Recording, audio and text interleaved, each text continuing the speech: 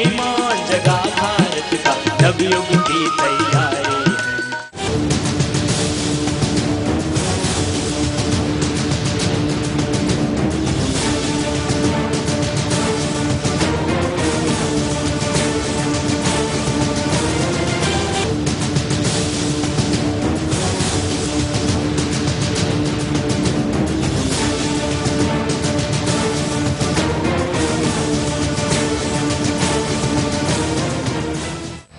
Shri Premchand Shivdhara inter college का यह पवित्र प्रांगण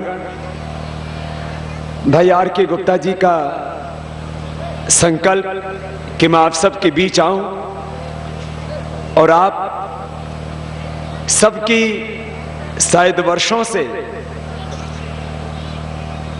ये मन में भावना थी कि क्या कभी बाबा धुमरी में भी आएंगे। 2 दिन तो मुझे धुमरी नाम को याद करने में लग गए थे।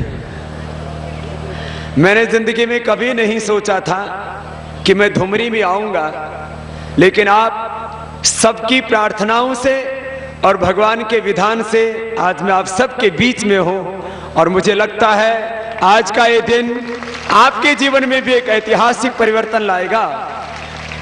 और इतनी धूप में आप इतनी श्रद्धा से, इतने अनुशासन से बैठे हैं।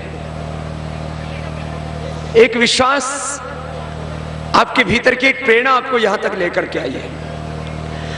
थोड़ी सी देर में आपको जीवन से जुड़े हुए, धर्म से जुड़े हुए, देश से जुड़े हुए बड़े बड़े प्रश्न, उनका उत्तर आम आदमी की भाषा में देना चाहता हूं। धर्म क्या है, इसके लिए बड़े बड़े शास्त्र लिखे गए। धर्म का रहस्य समझने के लिए आपको 4 वेद पढ़ने पड़ेंगे, रामायण महाभारत पढ़ना पड़ेगा, गीता पढ़नी पड़ेगी, उपनिषद दर्शन शास्त्र पढ़ने पड़ेंगे। अब बताओ इतना पढ़ सको आप?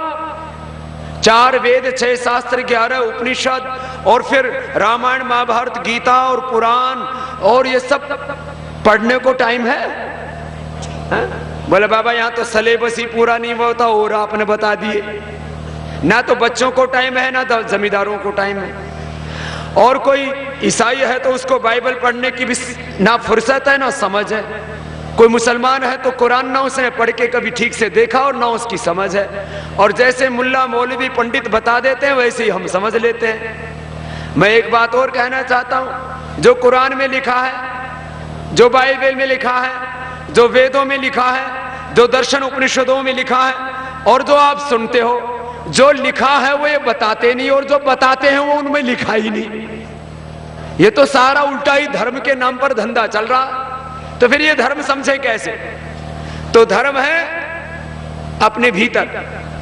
धर्म कहां है? अपने भीतर। और भीतर यहां है सारा। फिर कैसे पता लगे इसका? जिस काम को करने में आत्मा साथ दे वो धर्म। क्या बोला? बोलो। जिस काम को करने में आत्मा साथ दे वो, और जिस काम को करने से आत्मा रोके वो अधर्म। सीधी सी बात है। अच्छा बताओ, अपने आत्मा से पूछ के देखो, चोरी करनी चाहिए क्या? बोलो अंदर से क्या आवाज आती है? नहीं, यही धर्म है। चोरी नहीं करनी चाहिए, यही धर्म है। अच्छा बताओ, किसी की, गरीब की, किसी रोगी की, किसी भूखे आदमी की सेवा करनी चाहिए कि नहीं है? प्यासे को पानी पिलाना क्या है? धर्म है। भूखे को अन्न खिलाना क्या है? धर्म है। बच्चों को पढ़ाना क्या है? धर्म है। पहले तो बिना तनख्वाह लेके पढ़ाया करते थे। आजकल वाले अध्यापक जो यहां बैठे होंगे वो तो अच्छे होंगे, नहीं तो आजकल तो गुरुजी तनख्वाह लेकर के भी बच्चों को नहीं पढ़ाते। तो फिर अधर्म हो जाता है। जिस काम को करने में आत्मा साथ दे वो क्या हो गया? बोलो। और जिस काम को करने में आत्मा साथ ना दे वो। और ये सुने कैसे आत्मा की आवाज? ऐसे ही पूछ लो। भीतर से आदेश आता रहता है, निर्देश आता रहता है, संदेश आता रहता है। भगवान तो हर पल अपने को समझाता है, बेटा इधर चल, इधर मत चल। भीतर वाला बैठा बैठा चुपचाप अपना काम करता रहता है। जो सुनता है वो तर जाता है और जो नहीं सुनता वो पापों में गिर के मर जाता है। ये सीधी सीधी बात है। जितने बड़े बुजुर्ग यहां बैठे हैं, बोले भाई अपने आत्मा से पूछ के देखो, बीड़ी पीना, हुक्का पीना, दारू पीना, तमाकू खाना, बताओ ये नशा करना धर्म है क्या धर्म? अंदर से आवाज आती है, पूछो ये अच्छा काम है कि बुरा? तो भीतर वाला आत्मा ही कहता बुरा है। और अच्छा है तो आप अपने बच्चों से भी करवाओ। खुद दारू पीते हो, बच्चों के भी हाथ में दे दो, अपनी बेटी के हाथ में भी दे दो। बेटी दारू पी ले तो पूरा गांव में बदनामी हो जाएगा, और फला की छोरी दारू पीने लग गई, ये तो कुणबाई बिगड़ गया, खुद बिगड़ा पड़ा है। किसी की छोरी, किसी की बेटी दारू पीना शुरू कर दे तो यूं कहेंगे भाई ये तो कुणबाई बिगड़ गया, अरे भाई नाश हो गया, पाप हो गया, अरे साहब अधर्म हो गया, फला की छोरी दारू पीने लगी। और बाबा तू दारू पीवे, यो धर्म है क्या? ये पुण्य है क्या? देखो जितने भी बुजुर्ग आज बैठे हैं, आज संकल्प लेके जाना। और कुछ जवान भी गड़बड़ करने लग गए हैं। जवानी का मतलब तुमने कितनी बीड़ी पी ये नहीं है। जवानी का पैमाना ये नहीं है कि तुम कितनी सिगरेट पी जाते हो। जवानी का मापदंड, पैरामीटर ये नहीं है कि तुमने कितनी बोतल पी ली है। जवानी नाम उसका है कि तुमने अपने लिए, अपने कुलवंश खानदान के, अपने देश के लिए तुमने क्या किया है, इसका नाम जवानी है। बीड़ी पीने में जवानी दिखा रहे, दारू पीने में, सिगरेट पीने में जवानी दिखा रहे, ये जवानी नहीं है। ये तो जवानी का नाश करना है, अपने जीवन का विनाश करना है, अपने कुलवंश खानदान को बदनाम करना है। अच्छा बताओ, तुम ऋषियों के वंशज हो या राक्षसों के? अरे बोलो तो अपने भीतर वाले थे ऋषियों के। और एक भी ऋषि का नाम बता दो जो दारू पीता था। भगवान राम जी पीते थे, कृष्ण जी पीते थे। एक बोलो बाबा जी शिव जी वो भांग खाया करते थे। मैंने कहा तेरे बापू ने देखा है। मतलब भगवान जी के ऊपर भी कुछ ना कुछ अपने आप भांग खानी, पहले शिव जी ने खिला दे कि कोई पूछेगा तो कह देंगे शिव जी भी तो खाता था। नहीं, सुनो, पहले सबसे पहले मैंने बात की धर्म की। साधु के पास इसलिए जाते हैं, गुरु के पास इसलिए जाते हैं कि गुरु धर्म का उपदेश देते हैं। ये धर्म है। आत्मा की आवाज सुनो और आत्मा के विरुद्ध मत चलो। सब मेरे साथ बोलो, श्रूयताम धर्म सर्वस्वम। अरे इतनी तो संस्कृत आती है। श्रूयताम धर्म सर्वस्वम श्रुत्वा च अवधार्यताम आत्मनः प्रतिकूलानि परेशान न समाचरेत। ये धर्म का लक्षण बता दिया। श्रूयताम धर्म सर्वस्वम, सुनो धर्म का सार क्या है दुनिया के लोगों। श्रुत्वा च अवधार्यताम आत्मना प्रतिकूलानि परेशान न समाचरित। जो अपने लिए नहीं चाहते वो दूसरों के लिए मत करना। अच्छा बताओ, आप चाहते हो कि आपका कोई अपमान करे? आप चाहते हो कि आपको कोई कड़वा बोले? आप चाहते हो कि आपसे कोई झूठ बोले? आप चाहते हो कि आपके घर से कोई चोरी करके ले जाए? आप चाहते हो कि आपकी बहन बेटियों के साथ कोई गलत करे? बस ये दूसरों के साथ मत करो। दूसरों की बहन बेटियों को गलत निगाहों से मत देखो। दूसरों की चोरी मत करो। दूसरों का अपमान मत करो। दूसरों को कड़वा मत बोलो। यही धर्म है। तो ये तो बता दिया धर्म। अब अगला और सुन लो,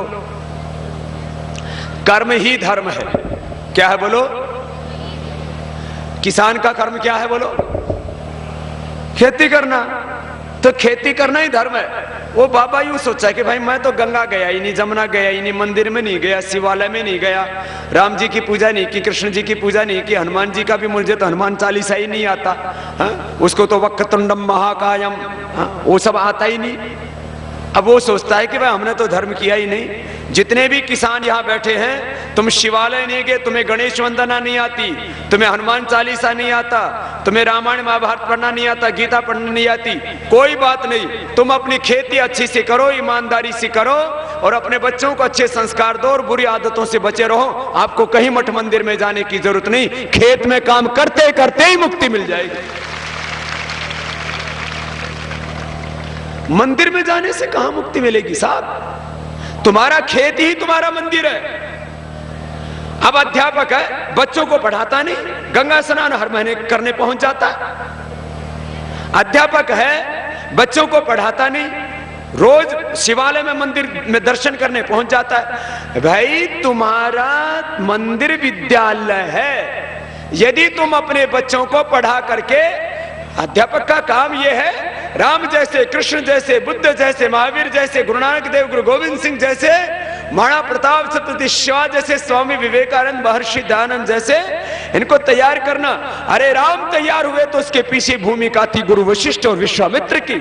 यदि भगवान श्री कृष्ण तैयार हुए तो उनके पीछे काम था संदीपनी ऋषि का।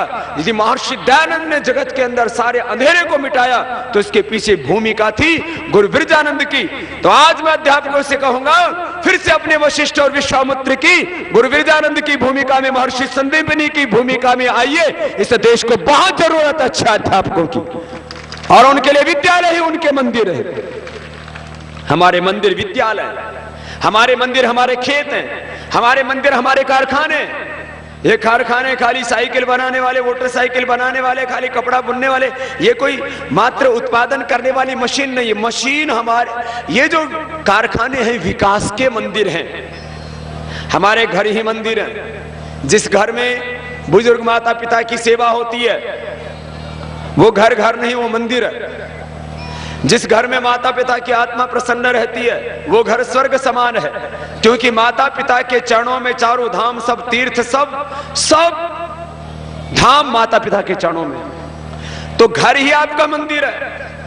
माँ बाप की सेवा नहीं करते और इधर उधर मंदिरों में भटकते रहते हैं तो आपको कोई पुण्य मिलने वाला। इसलिए माता पिता की सेवा करो। अच्छा, आप में से ईमानदारी से बताना, कितने ऐसे लोग हैं जो माँ बाप के सामने कभी उल्टा नहीं बोला? जरा सोच विचार के हाथ उठाना, जिन्होंने एक बार भी माँ बाप के सामने उल्टा नहीं बोला। बच्चों ने हाथ नहीं उठाया। यदि तुमने कार्टून का टीवी खोला और माँ बाप ने बंद कर दिया तो मैं तो देखूंगा, ये भी उल्टा बोलना ही है।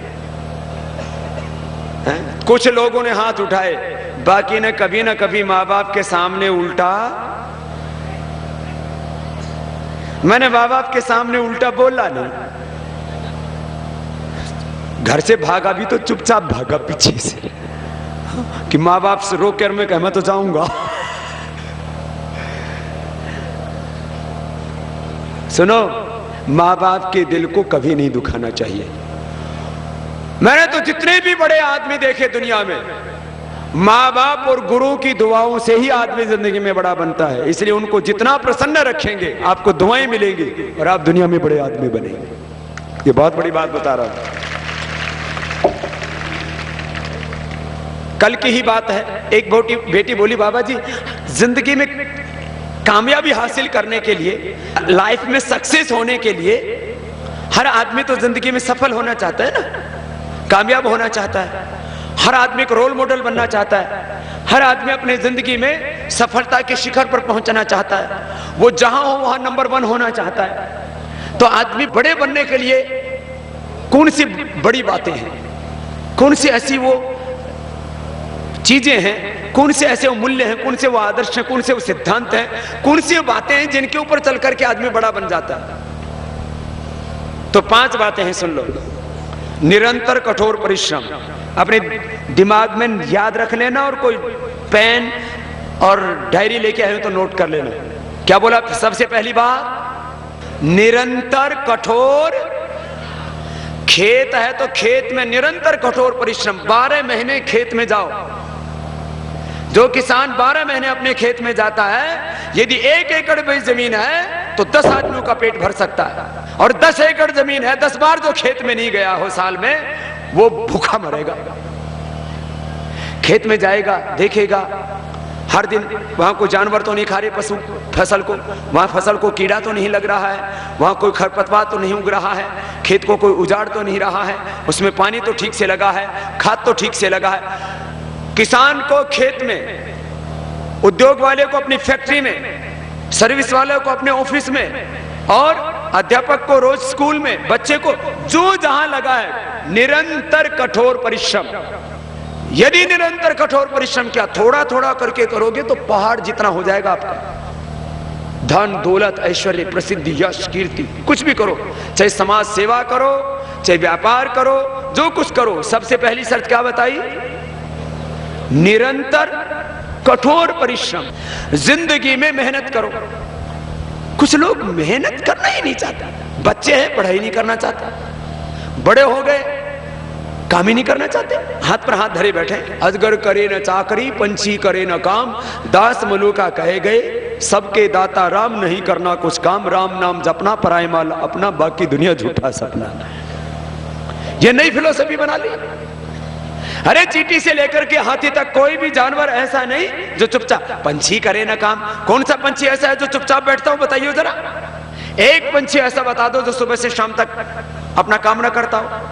काम करना ये थोड़ी है कि तुम्हारी तरह से भाई मकान बना दिए इसी को काम करना पड़े। चींटी से लेकर के हाथी तक सब जीव। बताओ, हाथी का कोई रिजर्व रखा हुआ है?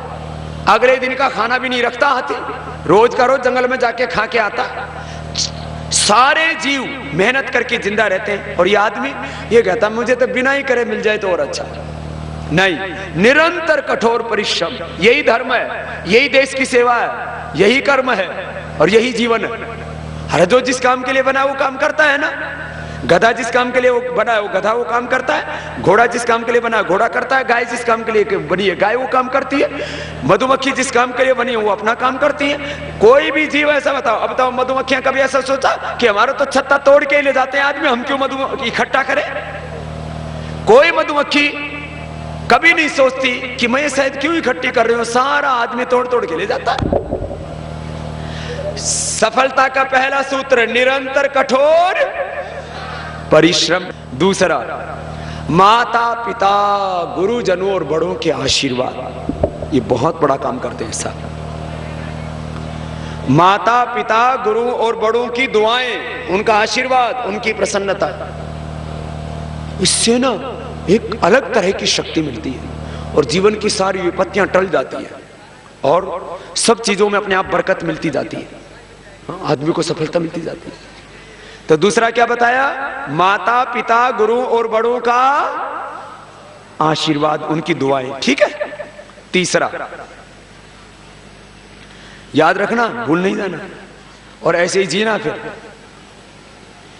तीसरा, सही निर्णय।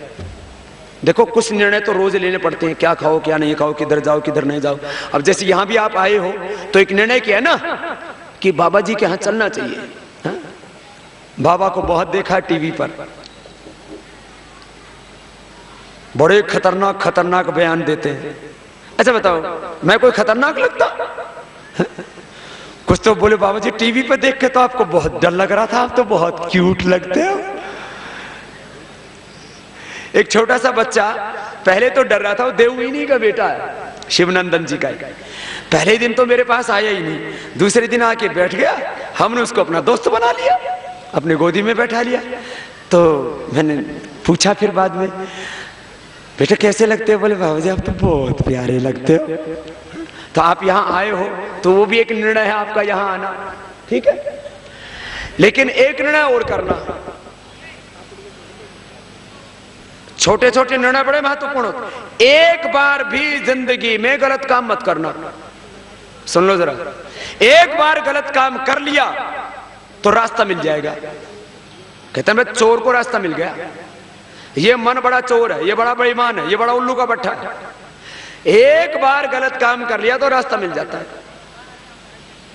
एक बार तुमने दुराचार कर लिया तो बस तुम्हारा सतीत्व धर्म खत्म हो गया, फिर तो रास्ता खुल गया। 1 के साथ करो, 10 के साथ करो, 20 के साथ करो, 50 के साथ करो, दुराचार करना शुरू कर दिया, फिर उसका कोई धर्म ही नहीं रहता।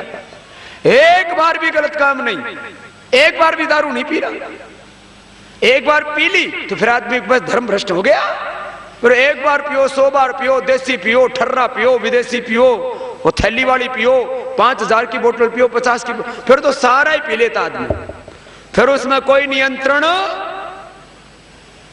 जिंदगी में भूल कर ना पाप कर, जिंदगी में भूल कर ना पाप कर, हर घड़ी परमात्मा का जाप कर, हर घड़ी परमात्मा का जाप कर, जिंदगी में भूल कर ना पाप कर।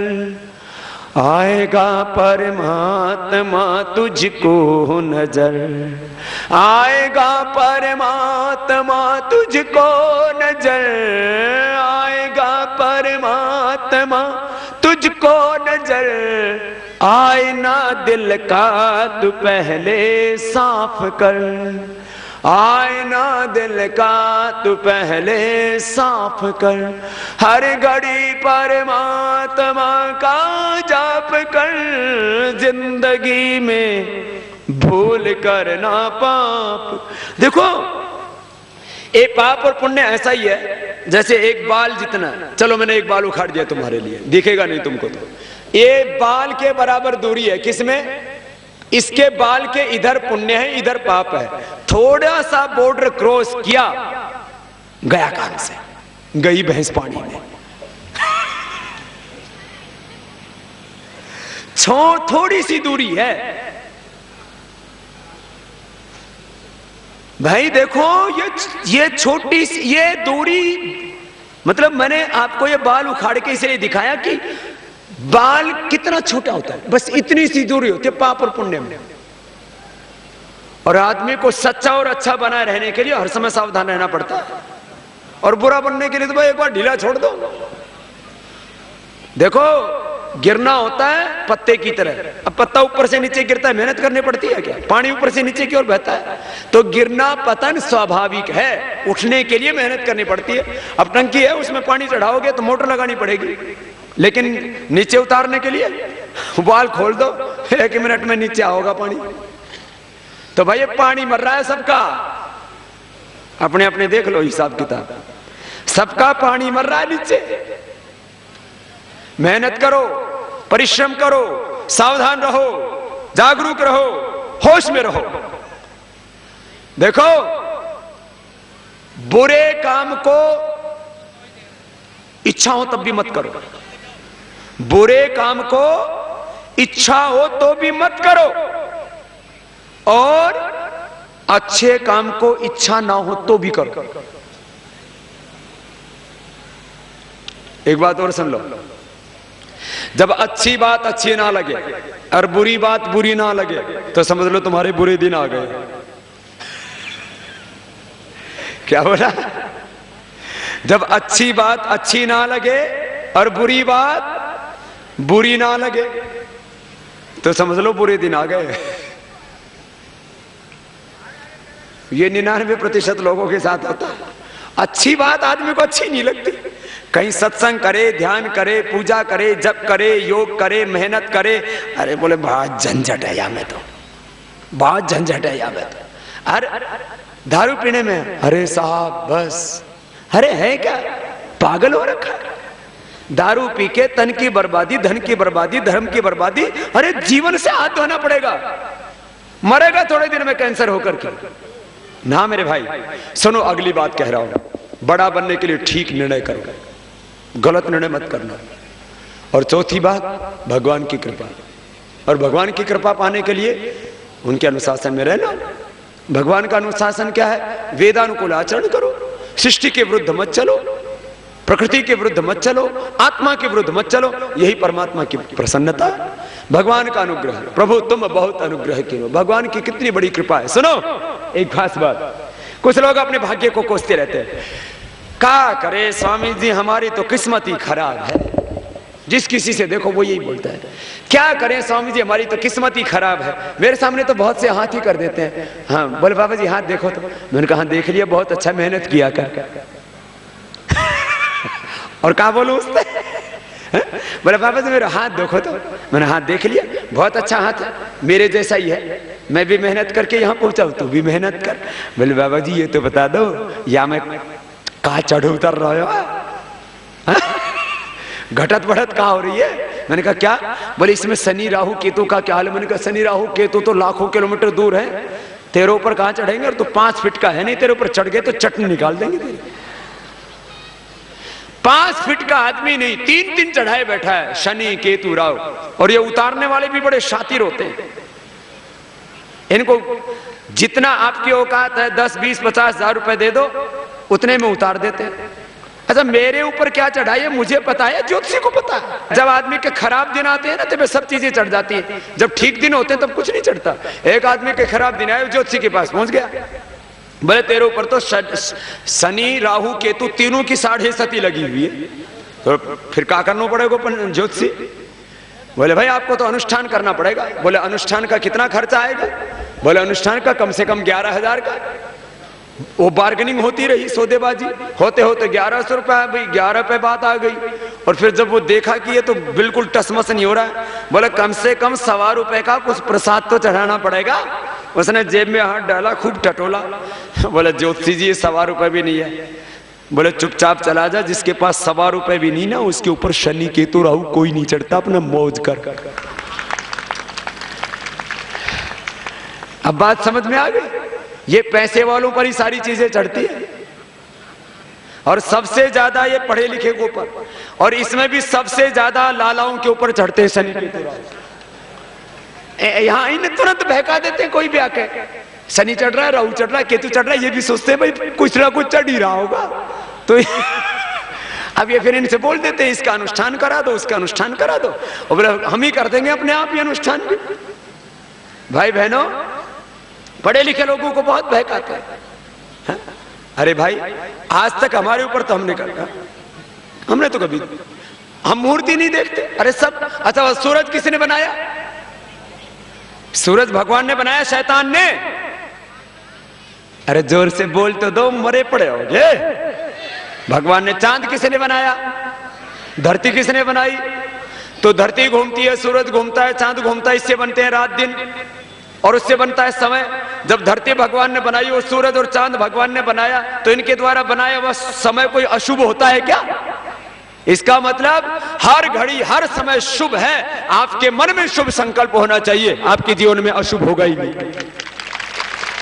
कोई शुभ अशुभ के चक्कर में पड़े, मुहूर्त के चक्कर में पड़े, शनि केतु राहु के चक्कर में पड़े, आधे टाइम तो हम काम ही नहीं करते। इस दिशा में मत जाना, वहां सूल है, बिल्ली रास्ता काट गई, कोई शेर आ गया था रास्ते में, बिल्ली रास्ता काट गई, अशुभ हो जाएगा। छींक आ गई, अशुभ हो जाएगा। अरे छींक आ गई तो तेरे कफ बढ़ा हुआ है, साइनस की प्रॉब्लम है, कपालभाति अनुलोम विलोम कर ले, ये कोई अशुभ नहीं है। हम इन चीजों को, अब शकुन हो गया, छींक आ गया, छींक आ गई तो उसके नाक में कोई उलझ गया होगा कुछ, अभी क्या अशुभ है? अब बिल्ली रास्ता काट गई, बिल्ली रास्ता काट गई तो जाने दे उसको, वो जीव को जाने का पहले का अधिकार है, तुझे बाद में जाने का अधिकार है। तो बिल्ली रास्ता काट गई तो पहले उसको जाने दो, फिर तुम चले जाओ। छींक आ गई तो थोड़ी देर ठहर जाओ, क्योंकि छींक आने से सिर में चक्कर आ सकता है, एक बार रुक जाओ, फिर अपना काम शुरू कर दो। दिशाशूल है, छींक आ गई, बिल्ली रास्ता काट गई, और पता नहीं क्या क्या ऐसे पाखंड भर रखे हैं। ये समय शुभ है, शुभ लगन ये है, शुभ मुहूर्त ये है, ये अशुभ है, ये कौन से शास्त्र में लिखा है बताइए जरा? 4 वेद, 11 उपनिषद, 6 दर्शन, रामायण महाभारत सब हमने पढ़ लिया, हमें तो कहीं मिला ही नहीं है ये कौन सा अशुभ शुभ मुहूर्त होता है। अरे दिवाली पे पटाखे मत छुड़ाइयो। ऐसे बताओ, पटाखे का और भगवान राम का क्या संबंध है? एक ही बता दो तुम।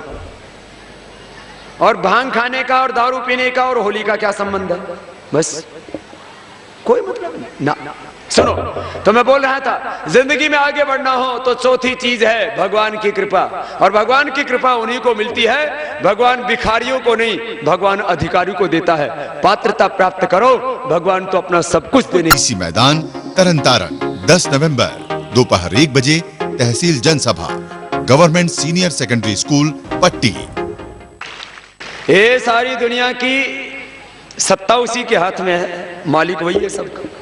भगवान से ज्यादा कोई धनवान नहीं, सारा धन ऐश्वर्य उसी ने बनाया, उससे ज्यादा कोई बलवान नहीं, उससे ज्यादा कोई जानने वाला नहीं। सुनो, चौथी चीज भगवान की कृपा, और 5वीं बात सबका आदर, सबका सत्कार, सबका सम्मान। कोई भी काम में सफलता मिले, क्रेडिट सबको दो, श्रेय सबको दो, कि भाई इसके कारण से सफल हो गया, इनके कारण से, सब लोग साथ में आए, खड़े रहे। तो 5 चीजें बताई। हमारी संस्कृति है 4 वर्णाश्रम धर्म, हमारी संस्कृति है 16 संस्कार, हमारी संस्कृति है 5 महायज्ञ। अच्छा बताओ, आप में से एक भी खड़े होकर बता दो जिसको 5 महायज्ञों का नाम पता हो। 5 महायज्ञ ये हमारी पता होना चाहिए ना, हमारी संस्कृति ये है। कितनों को पता है? खड़े हो, बता।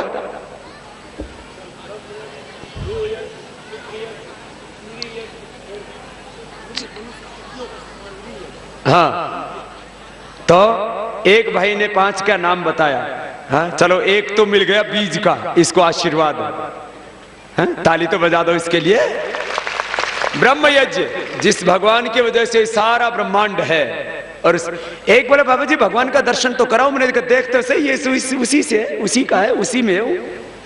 सबको बनाने वाला, सबको चलाने वाला, और अंत में जिसमें सब समाहित हो जाते हैं वही ब्रह्म है। ये तो वायुमानि भूतानि जायन्ते येन जातानि जीवन्ति यत् प्रयन्ति अभिसं विसन्ति तद् विजिज्ञासत् तद् ब्रह्म। ये सारा भगवान का ही स्वरूप है।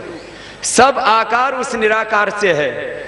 सब पदार्थ किसने बनाए बताओ? बिना बनाए कोई चीज बनती है?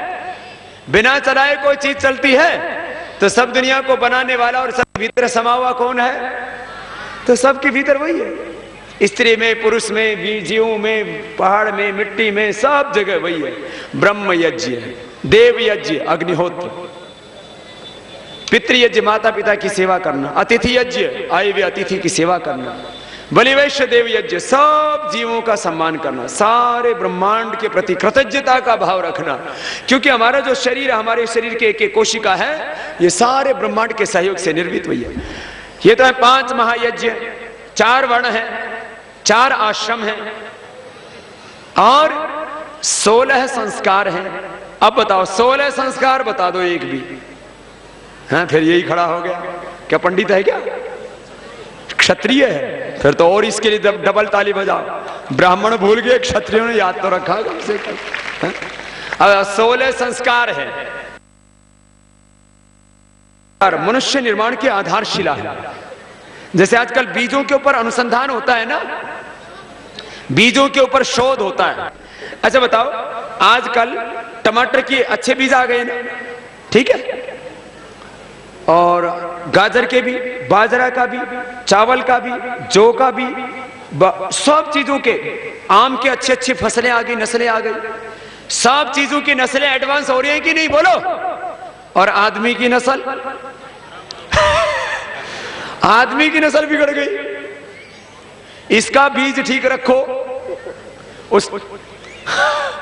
अब इसके बीज में मिलावट हो गई।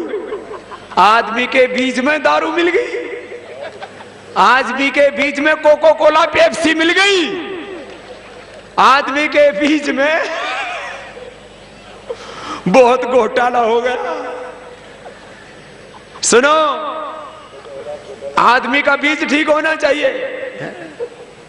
यहां बीज ही गड़बड़ हो रखे। किसी के बीज में डायबिटीज घुसी हुई है, उसके बच्चे पैदा होते ही बाबा क्या करो, इंसुलिन लगाना पड़ा है। मैंने कहा बीज खराब है। आदमी के बीज में कैंसर घुस गया, बच्चा पैदा होते ही ब्लड कैंसर हो गया। आदमी के बीज में हेपेटाइटिस घुस गया, आदमी के बीज में दमा है, आदमी के बीज में ही बीमारी है, आदमी के बीज में ही वफादारी है। सुन लो, सारे काम इसी में है। और किसी किसी के बीज में ही गद्दारी है। ये जो देश को लूट रहे हैं, इनके बीज खराब है। एक खानदानी नेता नहीं, बहुत से खानदानी लुटेरे हैं।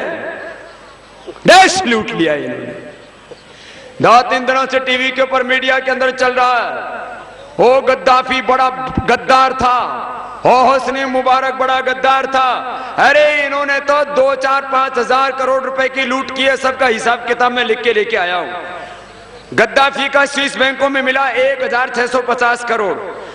मिस्र का, इजिप्ट का जो था वो होस्नी मुबारक, उसका मिला 2260 करोड़। सीरिया का जो अल असाद था, उसका 250 करोड़। ये तो बेचारे 2-2.5 हजार करोड़ रुपए क्रॉस ही नहीं किए किसी ने। अरे इन भारत के गद्दारों ने तो 400 लाख करोड़ रुपए लूट लिया। ये तो महाबेईमान महागद्दार है। और ये गद्दारी, ये वफादारी, आप खान और खानदान देख लीजिए। जिन राजाओं के वंशों ने देश के साथ धोखा किया, उनकी संतानें आज भी इस देश के साथ धोखा कर रही हैं। इन सारे कुल खानदानों की मैंने कुंडलिनी बनाई हुई है। मैं ज्योतिषी नहीं हूं, लेकिन इन सब के कारनामे इतिहास में दर्ज होंगे और लोग इनके ऊपर थूकेंगे। और इससे आगे जाता नहीं बोलूंगा मैं, साधु। भाई बहनों, बीज खराब हो गए हिंदुस्तान के बीज ठीक करने हैं तो अपने संस्कार ठीक कर लो। ये देश संसार में सबसे ऊंचाई पर जाएगा। इसलिए संस्कारों को ठीक करने की सबसे ज्यादा जरूरत। और जिनके संस्कार अच्छे होते हैं उनको कोई दुनिया की ताकत बिगाड़ नहीं सकती, और जिनके संस्कार ही खराब हो गए आप लाख यत्न कर लो सुधार नहीं सकते उनको। इसलिए संस्कार ठीक रखो अपने। संस्कारों से ही हम इंसान हैं। संस्कार अच्छे रखो अपने भाई बहनों।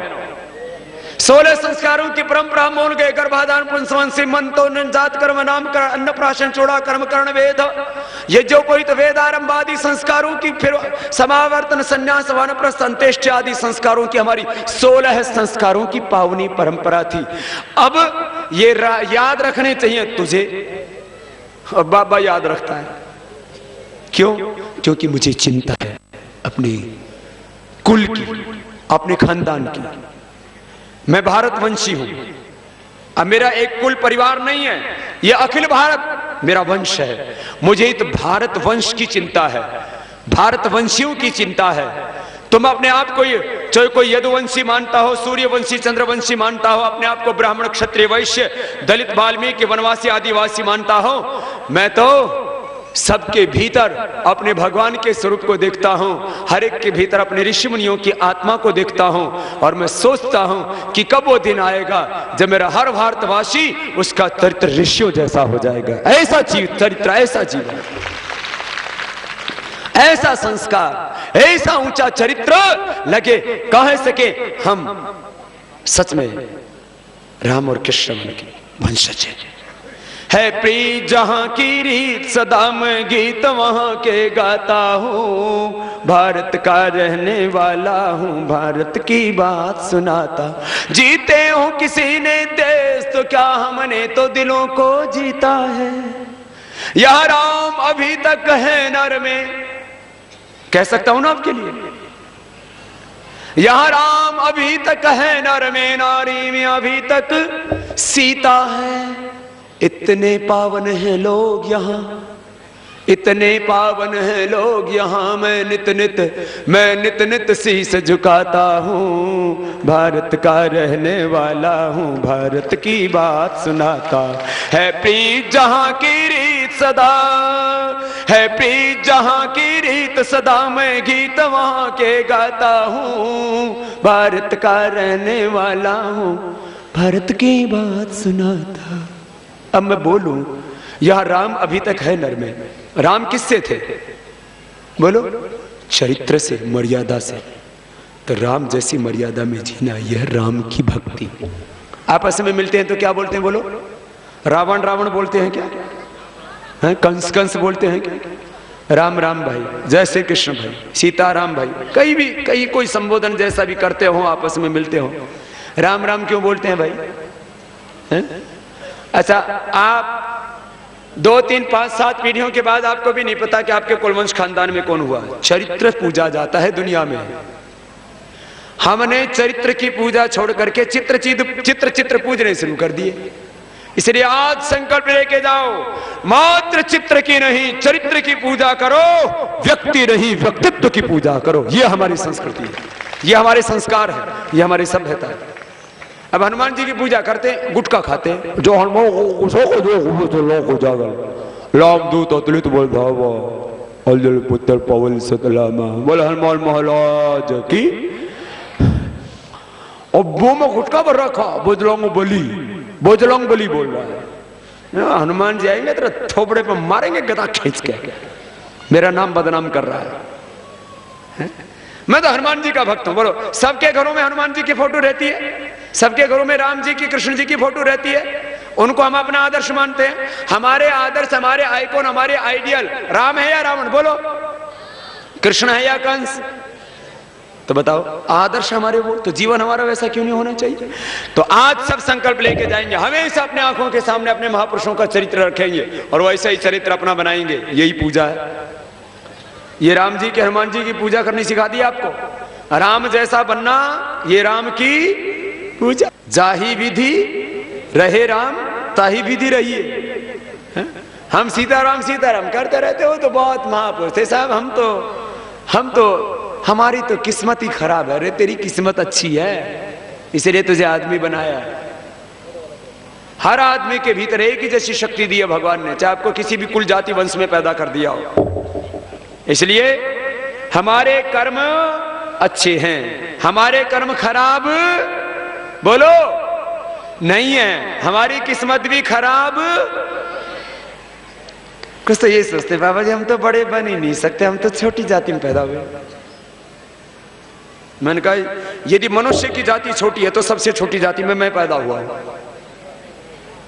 मनुष्य की जाति तो यदि इसको ही छोटा मानता है तो मैं भी छोटी जाति में पैदा हुआ। जाति कोई छोटी ही नहीं, मनुष्य की जाति है। अच्छा गधे की जाति क्या है? गधा। गाय की जाति क्या है? वो पशु जाति है। वो उनकी मनुष्य की, हम मनुष्य। सुनो अगली बात, तो सबको प्रथम कोटि का आदमी बनना है। हमारा ज्ञान, हमारा जीवन, हमारा चरित्र, हमारा खान पान, हमारी वाणी, हमारा व्यवहार ऐसा होना चाहिए कि जो भगवान की संतान को, ऋषियों की संतान को शोभा देता हो। और खूब आगे बढ़ो, खूब आगे बढ़ो, और अपने देश को भी आगे बढ़ाना। खुद को आगे बढ़ाना है योग करके। योग करोगे आपका शरीर, आपका मन विचार अच्छे रहोगे। और जिसका शरीर, जिसका मन और विचार अच्छे होंगे वो जिंदगी में कभी गलत काम बस। तो सुबह सुबह करना है सबको योग। सुबह सुबह क्या करना है सबको? योग करने से आपके शरीर में कोई रोग, आपके मन में कोई गलत विचार, अब शरीर में कोई रोग ना हो, मन में कोई गलत विचार नहीं आए तो आदमी गलत हो ही नहीं सकता। उसकी वाणी, उसका व्यवहार, उसका स्वभाव, उसका आहार जिंदगी में अच्छा ही रहेगा। तो योग से बनना है हमें प्रथम कोटि का इंसान। योग से क्या बनना है हमें? प्रथम कोटि का इंसान। और ये भ्रष्टाचार मिटा के और काला धन ला के देश की व्यवस्थाओं को ठीक करके भारत को भी दुनिया का नंबर 1 बनाना है। अच्छा आज हम कहाँ खड़े हैं? आज हम जहां हैं वहीं से हम पहले नंबर के हो सकते हैं। मैं एक गरीब माँ बाप के, सामान्य माँ बाप के घर में पैदा हुआ। कितनी होगी?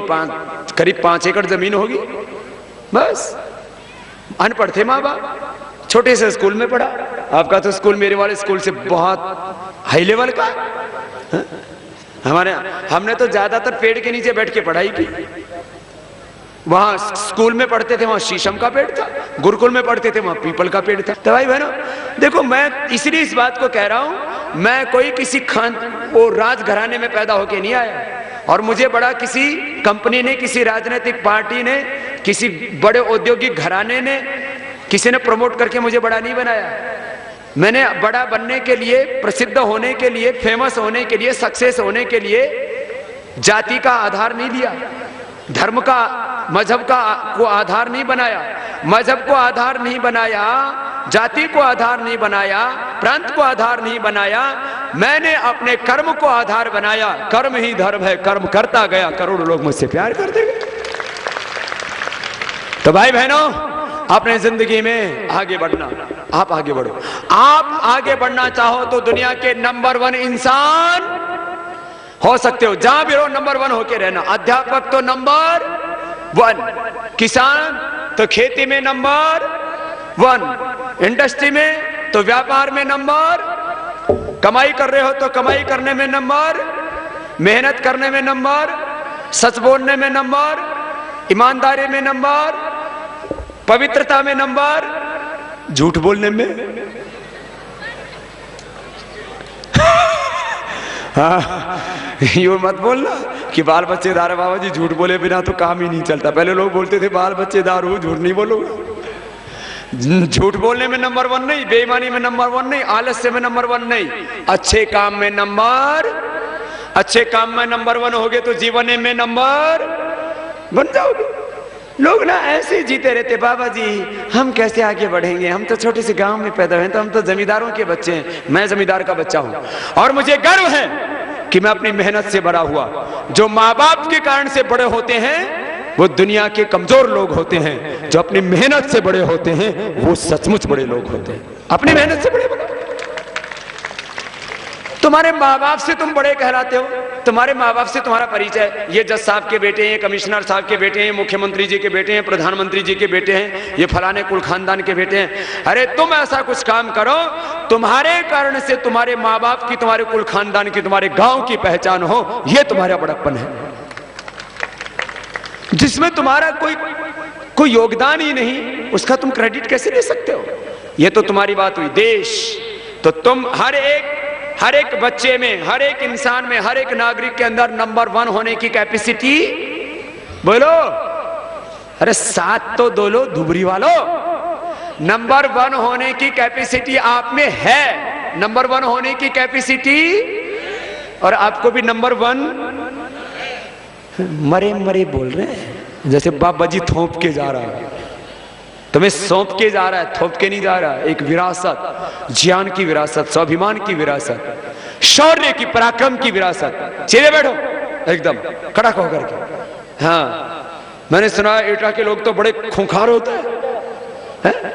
बोले बाबा तेरे सामने हथियार डाल रखे हैं, तो थोड़ी देर यहां से खिसक ले, फिर हमारी वाली देखना, फिर जो ही मिलाएंगे।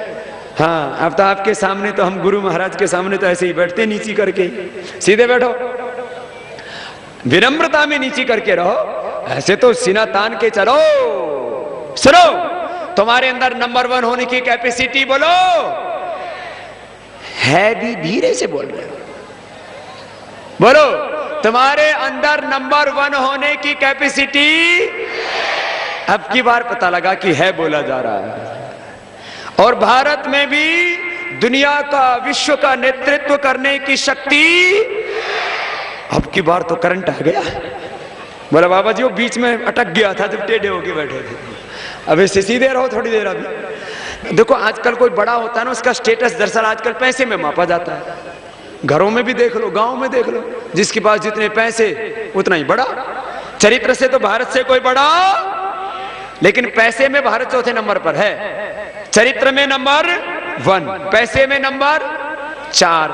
732 लाख करोड़ रुपए का आर्थिक व्यवस्था का आकार, उसको बोलते हैं इकोनॉमी का साइज।